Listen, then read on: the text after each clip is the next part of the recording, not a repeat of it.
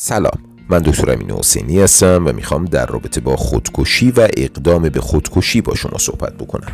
خودکشی یا سویساید معمولاً به علت مشکلات روانی رخ میده و تخمین زده میشه که 90% افرادی که خودکشی میکنن به یکی از انواع اختلالات روانی مبتلا هستند. بیش از نیمی از کسانی که خودکشی موفقیت آمیز دارن قبل از اقدام به خودکشی به شدت افسرده هستند و حالت ناامیدی احتمالاً یکی از بهترین پیش بینی کننده های خودکشیه. بنابراین بین افسردگی، خودکشی و اقدام به خودکشی پیوند قوی وجود داره و یکی از معیارهای تشخیص افسردگی عمده افکار خودکشیه. اصطلاح اقدام به خودکشی یا پاراسویساید، شبه خودکشی یا خودجرحی یا خود آسیب رسانی، خودزنی یا سلف اینجوری زمانی به کار میره که فرد به خودش آسیب فیزیکی میرسونه یا مقدار زیادی دارو میخوره تا بمیره، اما در این کار موفق نمیشه. گاهی فرد اقدام به خودکشی میکنه بدون اینکه نیت واقعی او مردن باشه. هدف او از این کار ممکنه نشان دادن شدت ناراحتیش باشه. وبسایت سازمان بهداشت جهانی WHO در آوریل سال 2016 اعلام کرد که در دنیا هر روز 800,000 نفر در اثر خودکشی میمیرن. از هر 20 نفری که اقدام به خودکشی میکنن یک نفر موفق میشه. میزان خودکشی در سطح جهان هر سال داره بیشتر میشه و WHO اعلام کرده که در 45 سال گذشته میزان خودکشی در سطح جهانی 60% افزایش داشته. مطالعات نشون میده که 13.5% مردم دنیا اعلام کردن که در مرحله از زندگی خود به فکر خودکشی افتادن. 3.9% برای اقدام به اون برنامه ریزی کردن و 4.6% اقدام کردن. اما آمار خودکشی به میزان زیاد در کشورها و مناطق مختلف فرق میکنه. در بعضی کشورهای اروپایی میزان خودکشی 2 برابر کشورهای آمریکای لاتینه. آمار سازمان بهداشت جهانی نشون میده که در اکثر کشورهای اسکاندیناوی، اروپای غربی و شرقی، ژاپن، چین و استرالیا میزان خودکشی بیش از 13 نفر در هر 10,000 نفره. در آمریکای شمالی، نروژ، انگلستان، اسپانیا، ایتالیا و هند این میزان 6.5 تا 13 نفر در هر 100,000 نفره. و در آمریکای لاتین، پرتغال، یونان، ایران، آذربایجان، ارمنستان، مصر، سوریه و چند کشور دیگه میزان خودکشی کمتر از 6.5 نفر در هر 100,000 نفره. در مورد کشورهای آفریقایی هیچ اطلاعی وجود نداره. در مورد ایران آمار موجود در سایت اینترنتی سازمان بهداشت جهانی در سال 2013 میزان خودکشی رو 4.8 در هر 100,000 نفر نشون میده. با بالا رفتن سن احتمال خودکشی بیشتر میشه. هرچند اخیراً افزایش شدید میزان خودکشی در نوجوانان و جوانان باعث بروز نگرانی هایی شده. از سال 1960 تا کنون میزان خودکشی در جوانان آمریکایی 2 برابر شده. احتمال اقدام به خودکشی در زنان 3 برابر مردانه، اما میزان خودکشی موفقیت آمیز در مردان 4 برابر زنانه. علت اینه که مردان روش‌های مرگبارتری رو انتخاب میکنن، مثل اسلحه یا پریدن از ارتفاع. خب اگه قرار باشه ویژگی های خودکشی های ناموفق و خودکشی های موفق رو بررسی بکنیم، باید بگیم خودکشی های ناموفق عموماً در زنان رخ میده و خودکشی های موفق اغلب در مردان. خودکشی های ناموفق در سنین اغلب جوانان شکل میگیره و هرچه سن بالاتر میره افزایش خطر خودکشی موفق بیشتر میشه. خودکشی های ناموفق عموماً در روش های مرگ به شیوه بریدن رگ یا قرص خوردن رخ میده، در حالی که خودکشی های موفق بیشتر در روش های خطرناکتری از قبیل اسلحه و پریدن از ارتفاع رخ میده. خودکشی های ناموفق عموماً درشون اختلالات روانی از قبیل افسردگی ملایم، اختلال شخصیت مرزی و اسکیزوفرنی دیده میشه. اما در خودکشی‌های موفق عموماً افسردگی عمده و الکلیسم وجود داره. اصلی ترین احساس در خودکشی‌های ناموفق افسردگی همراه با خشمه، اما در خودکشی‌های موفق اصلی ترین احساس افسردگی همراه با ناامیدیه. و در نهایت انگیزه خودکشی‌های ناموفق عموماً تغییر در وضعیت و نوعی اعلام نیاز به کمکه، در حالی که انگیزه خودکشی‌های موفق مرگ و از بین بردن خوده. همونطوری که قبلا گفتم خودکشی در بین نوجوانان بیشتر رواج داره و در 15 تا 24 ساله ها دومین یا سومین علت مرگ و میره. تقریبا 15% دانش آموزان دبیرستان‌های آمریکا اعلام کردند که حداقل یک بار اقدام به خودکشی کردند. علائم خودکشی در نوجوانان عبارت از اقدام به خودکشی، وارد کردن عمدی جراحت به خود، شبه خودکشی، تهدید به خودکشی و فکر خودکشی. خودزنی عمدی، سلف اینجوری، خودجرحی یا خودآسیبی معمولاً به صورت بریدن رگها یا سایر بافت‌های بدن، سوزاندن، مصرف زیاد دارو، کتک زدن خود، کشیدن مو، نیشگون گرفتن از پوست یا خفه کردن خود دیده میشه. این نوع خود آسیب رسانی معمولاً کشنده نیست و تنها 13% تلاش ها اینقدر شدیده که باعث میشه فرد به بیمارستان منتقل بشه. با این حال خود آسیب رسانی ناموفق معمولاً تکرار میشه و در بعضی موارد به خودکشی می انجامه. اگه قرار باشه رابطه مذهب و خودکشی رو بررسی کنیم، باید بگیم بسیاری از ادیان خودکشی رو به شدت نهی میکنن.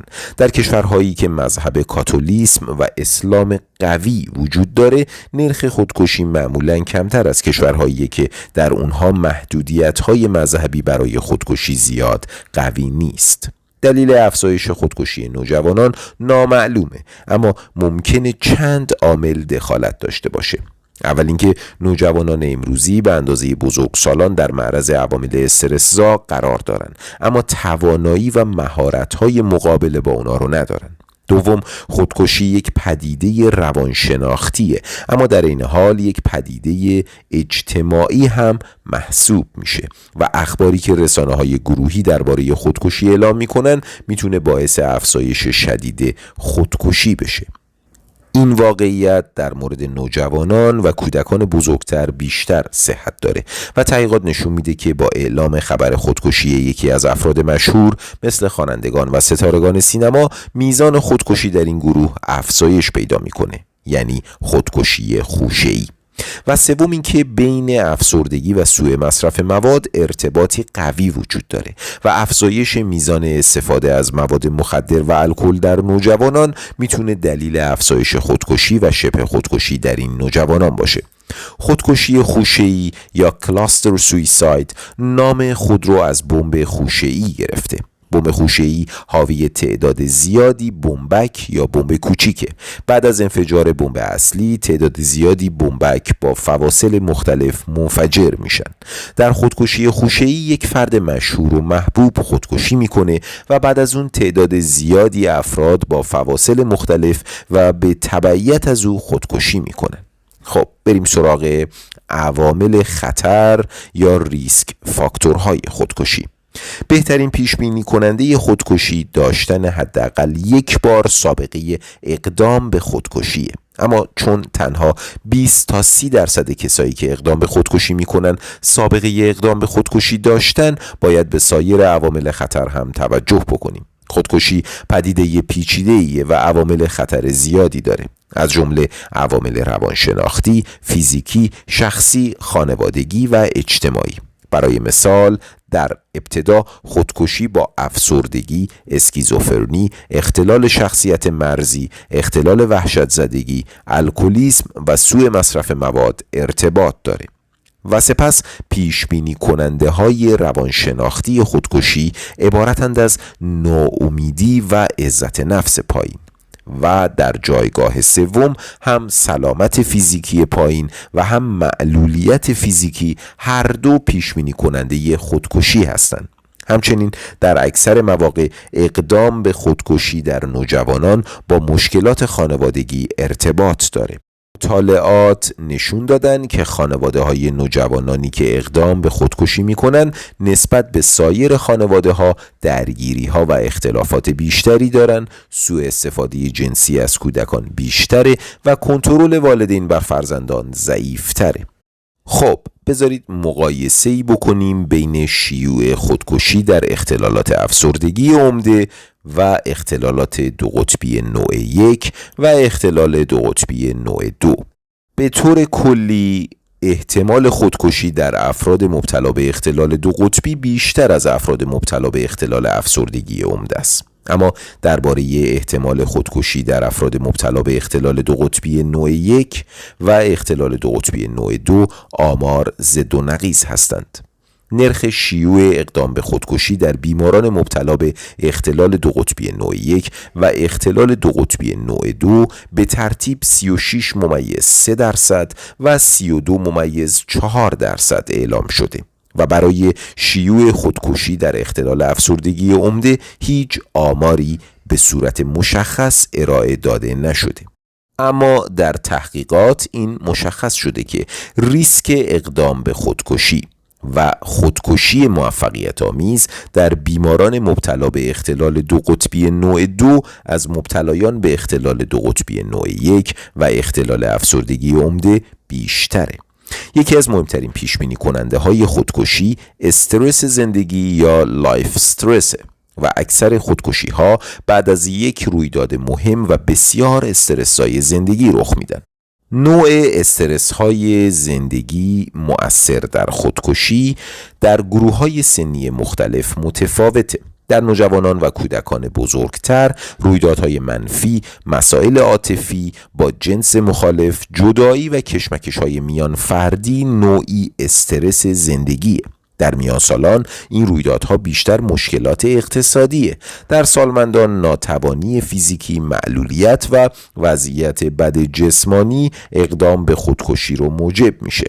طبق مطالعات بین عوامل خانوادگی مثلا اختلافات خانوادگی، عوامل شناختی مثلا عزت نفس پایین، عوامل استرس‌زا در زندگی مثلا سوء استفاده جنسی و عوامل روانی مثلا اختلالات خوردن یا سوء مصرف مواد روابط چندگانه وجود داره که همگی میتونن در کنار هم یا در تعامل با هم اقدام به خودکشی در نوجوانان رو تحت تاثیر قرار بدن.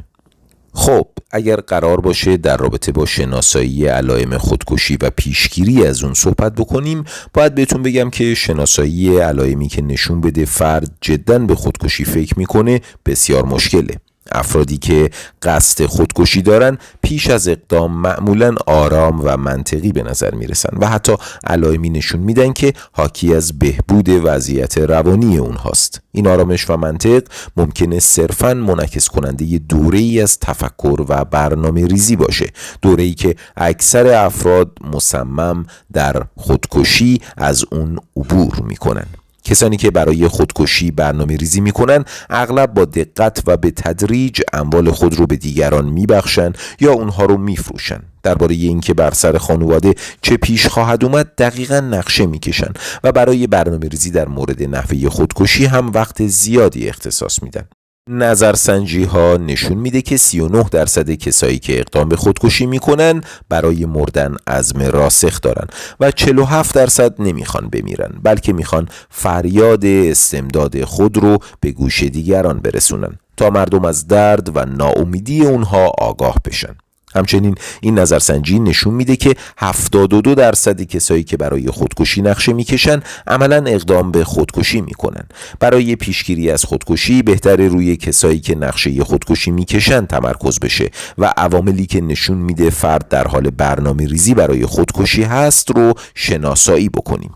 قبول این واقعیت که حدود نیمی از کسانی که اقدام به خودکشی میکنن نمیخوان بمیرن اما نیاز دارن که درد و ناامیدی خود رو به گوش دیگران برسونن نشون میده که متوقف کردن این افراد قبل از اینکه بتونن اقدام به خودکشی بکنن و در اون موفق بشن بسیار مهمه. یکی از مداخله ها کمک های تلفنی 24 ساعته است که افراد مستعسل میتونن تلفن بزنن و با مشاوران حرفه‌ای صحبت بکنن. در مدارس هم برنامه هایی اجرا میشه که به دانش آموزان درباره علائم اولیه خودکشی آموزش داده میشه تا بتونن تمایل به خودکشی در دوستان خود رو متوجه بشن. اما این گونه برنامه‌های پیشگیرانه فقط در بعضی گروه‌ها مثل زنان جوان کارآمد و در بعضی دیگر مثل پسران نوجوان ناکارآمده و نمیتونه جلوی خودکشی اونها رو بگیره.